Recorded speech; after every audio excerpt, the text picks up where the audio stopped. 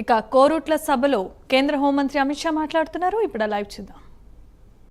बनाकर मनानी है और तीसरी दीपावली 22 जनवरी को मोदी जी अयोध्या में राम मंदिर का तब मनानी है। मनाएंगे मनाएंगे। एक कांग्रेस पार्टी और टीआरएस दोनों ने सालों तक अयोध्या में राम मंदिर का विरोध किया। मुझे बताओ, अयोध्या में राम मंदिर बनना चाहिए या नहीं बनना चाहिए? अब 22 तारीख को मोदी जी प्राण प्रतिष्ठा करने वाले हैं। आप सभी को मेरा निमंत्रण है कि अयोध्या में रामलल्ला के दर्शन करने के लिए जाइए। अब जाना है ना? जाना है या नहीं जाना है? तो खर्चा होगा ना? मगर मत करना, तेलंगाना में भाजपा सरकार बनाओ, सबको बारी बारी मुफ्त में अयोध्या में रामलल्ला का दर्शन हम करा देंगे। भाई और बहनों, आपके सांसद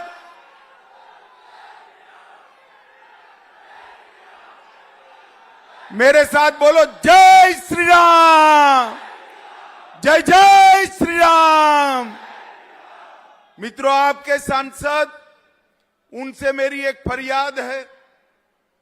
जब भी उनके लोकसभा क्षेत्र का प्रश्न आता है, केंद्र के मंत्रियों के साथ बड़ा झगड़ा करते हैं।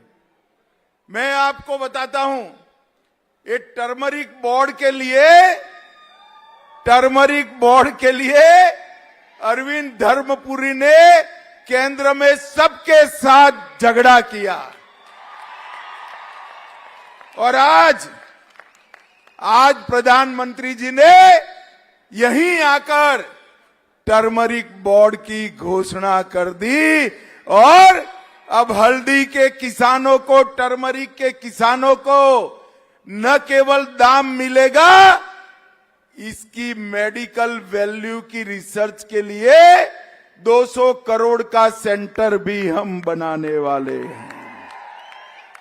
भाई और बहनों, ये केसीआर सालों से टर्मरिक बोर्ड नहीं बनाते थे, ये राज्य सरकार भी बना सकती थी, मगर मोदी जी ने टर्मरिक बोर्ड बनाकर उत्तर तेलंगाना के सारे किसानों की पुरानी समस्या का समाधान किया।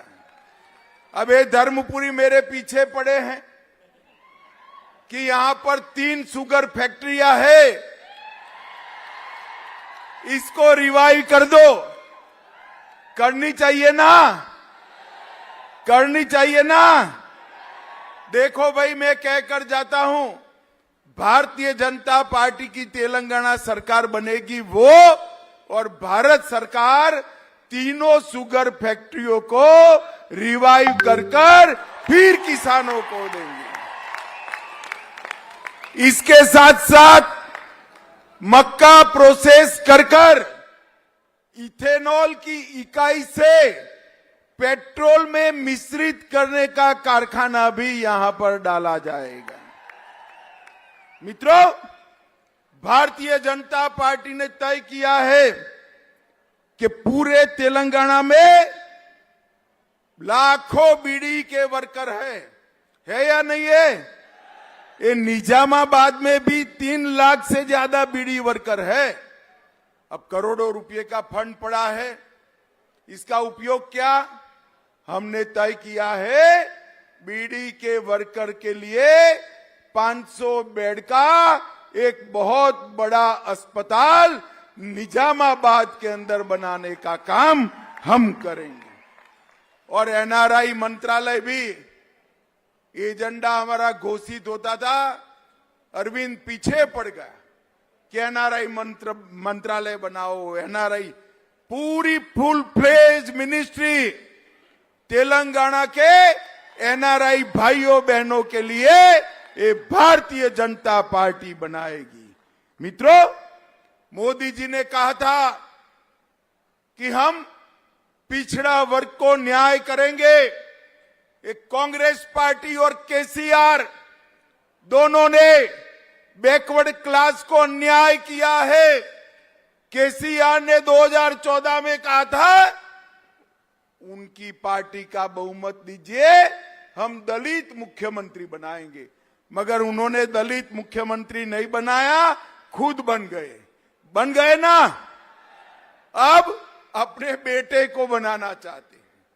मित्रों, भारतीय जनता पार्टी ने तय किया है कि बैकवर्ड क्लास का सीएम तेलंगाना को देने का काम ये भारतीय जनता पार्टी करेगी। इसके साथ साथ माड़ीगा समाज को बहुत अन्याय रिजर्वेशन में होता है।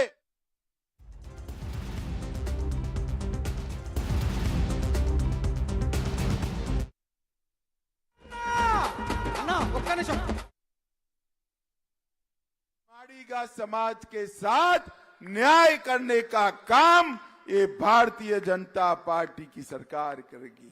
भाइयों और बहनों,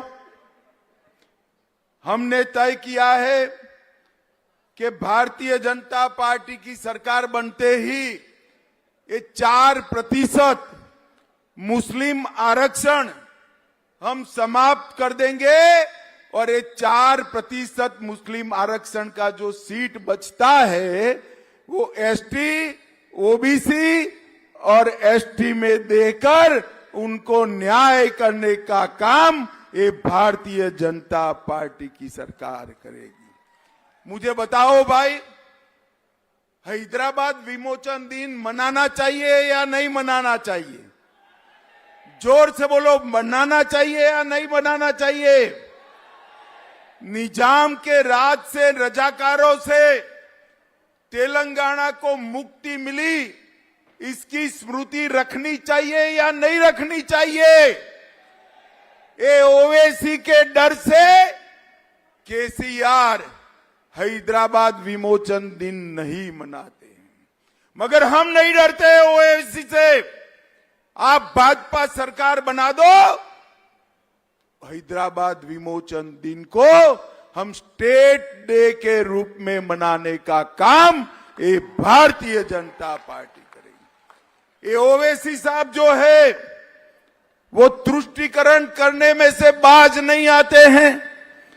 इनकी चुनाव का चिन्ह कार है, कार है ना, मगर कार का स्टीयरिंग ना ओवैसी के, कार का स्टीयरिंग ना केसीआर के पास है, ना केटीआर के पास है, ना कविता के पास है।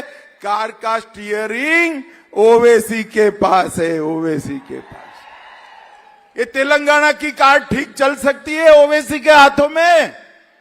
जोर से बोलो, चल सकती है?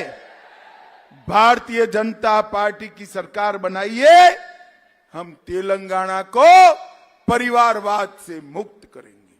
ये केसीआर की पार्टी, बीआरएस और कांग्रेस और ओवैसी की पार्टी मजलिस, ये तीनों 2G, 3G और 4G पार्टियां हैं।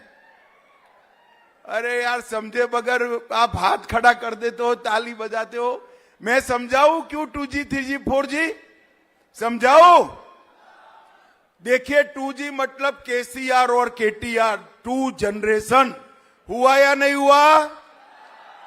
3 जनरेशन मतलब ओवैसी के दादाजी, उनके पिताजी और ओवैसी। 3G हुआ या नहीं हुआ? और 4G का मतलब है जवाहरलाल नेहरू, इंदिरा गांधी, राजीव गांधी और राहुल बाबा। 4G हुआ या नहीं हुआ? अरे यार, मुझे बताओ तेलंगाना वालों, इसमें आपकी जगह है कहां पर है? ये परिवारवादी पार्टी है ना, तेलंगाना का भला